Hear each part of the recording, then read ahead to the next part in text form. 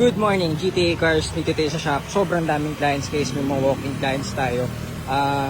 Yan yung Ranger, EcoSport na white. Ito is galing sa atin to guys, sir, galing Zambales. So, ilang balik kasi ng Zambales. Pina-check lang yung head unit kasi naka-touchscreen to nung na-release natin eh.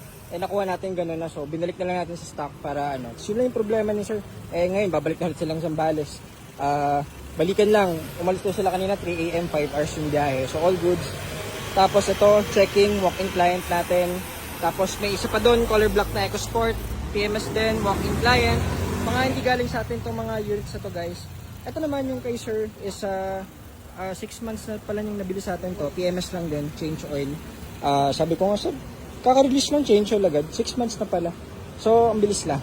Itong Ford Ranger is hindi rin sa atin nabili to. Pero, walk-in client natin, nagpa-change oil lang, checking. So, maganda yung Ranger ni ma'am. Pogi, yan, medyo naka-loaded, naka-mags, naka-lift. So, ito rin is walk-in client din natin, itong EcoSport na white. Sir, kumusta? Okay na. Wala na yung leak.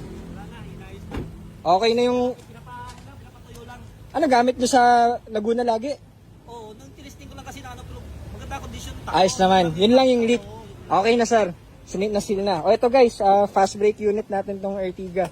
Pero dito pa rin ang tiwala ni sir sa PMS kahit di Ford yan. So may konting leak dun sa gasket. So inayos na natin, pinalitan natin. All goods. At ito tapos na rin. Ito yung PMS sir, walk-in client lang din. Kaso naipit lang, at least tapos na rin tong Ranger. Process na rin natin yung mga invoices nila. Tapos yan, syempre may mga releasing tayo. Ayan.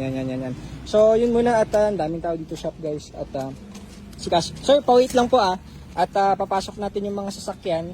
Dami guys eh. Ayun, mga walk-in client natin. So yun muna, good morning GTA Cars. Maraming salamat guys.